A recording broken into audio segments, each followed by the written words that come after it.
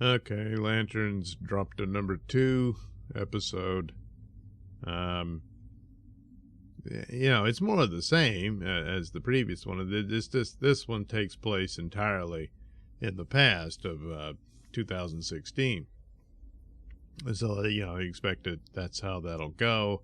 And eventually they'll get to the point of, what happened to Hal at the end of the episode and stuff like that. Anyway, for the most part, it's, again, more True Detective than the Lantern. You get a little bit more of Green Lantern stuff. Only at the end, though. Only at the end. So, that's that. A good bit of it seems to already reveal who's who and, what the plot is. And especially in the sense, John gets abducted by these people who, reveal themselves. So you realize there's 2 alien forces pretty much at war here. And of course the plot was exposed before the show even happened, that it'll concern the Manhunters. The Manhunters was an army of robots that the Guardians of the Universe created, not to be confused with Guardians of the Galaxy. That's Marvel. This is DC. And they were to do the job that they later developed with the Green Lanterns. And they were called the Manhunters, and they were going to be this, Galactic's police force type thing.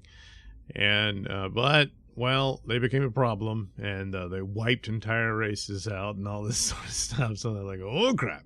So they had to go back to the drawing board, and that's when they came up with granting power rings to different people in different sectors of the universe to be the space cops of those areas. And so the Green Lanterns were the successors. Throughout the comics, Manhunters would show up again and that kind of thing. So that's what they're doing here for this. And of course, to save on the money, maybe they'll have a scene finally where you see a Manhunter look like a Manhunter, but for the most part, they're all going to be disguised as humans. So are the aliens that are looking for them, and this sort of stuff. There's a little bit more of the power ring. We get the lantern and all that.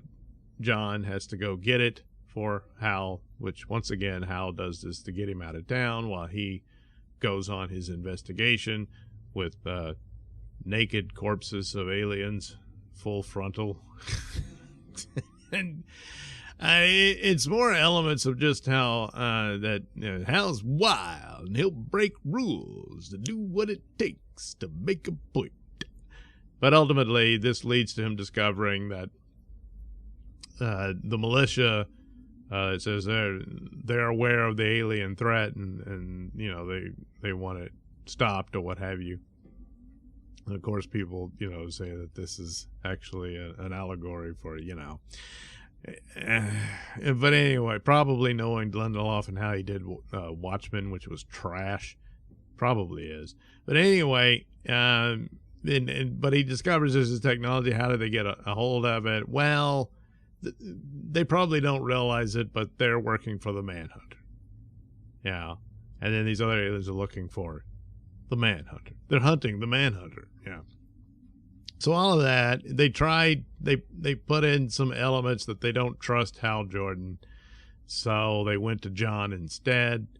And so this kind of, perhaps, in an attempt to sow some seeds of splitting the two and that kind of thing, since they don't like each other to begin with, So, I suppose so. But eventually you do get a cool scene of Hal Jordan suits up, flies, I guess, to Oa or wherever the planet is where Sinestro's being held, and he goes to this alien prison, and there's Sinestro, and I guess we'll maybe get more of that in the next episode. So that's, it's cool, to a certain point, but you're probably not going to get much of it. So, that's about it. The other detail was he starts trying to train John on how to fly, and instead John's subconscious creates this little green bird.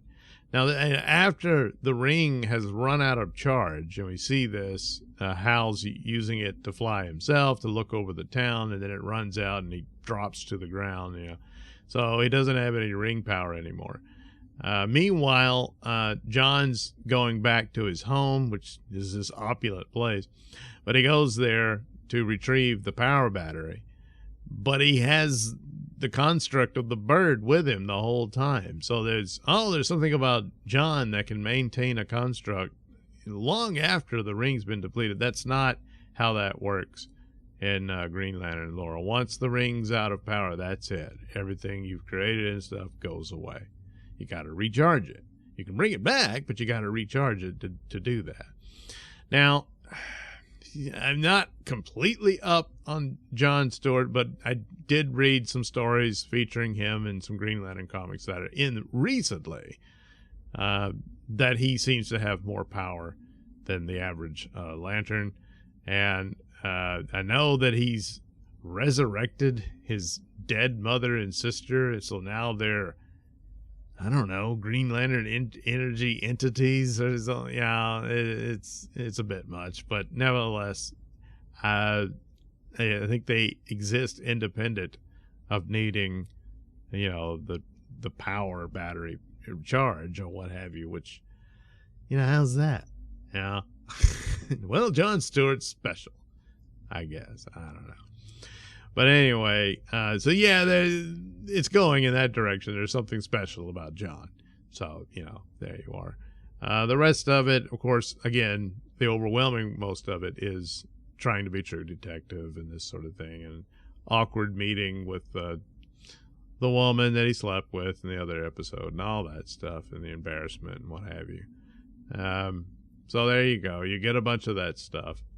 But it's still not really Green Lantern. It just isn't. You know, you get some glimpses of it. And I suppose as they go, you'll get more. It's probably, certainly for the final episode and stuff like that.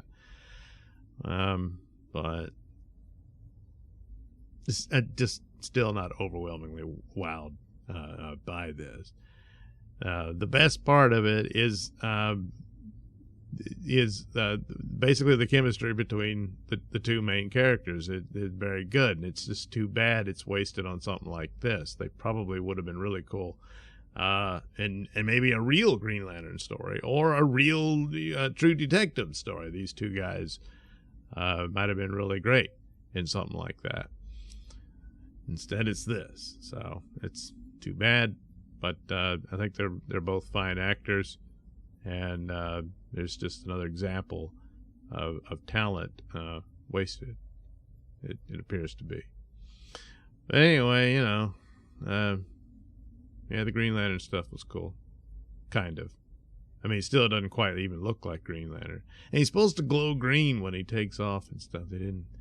I guess that's too expensive too. I mean, the whole reason for this is to do it on the cheap. So, yeah. So anyway, that's episode number 2.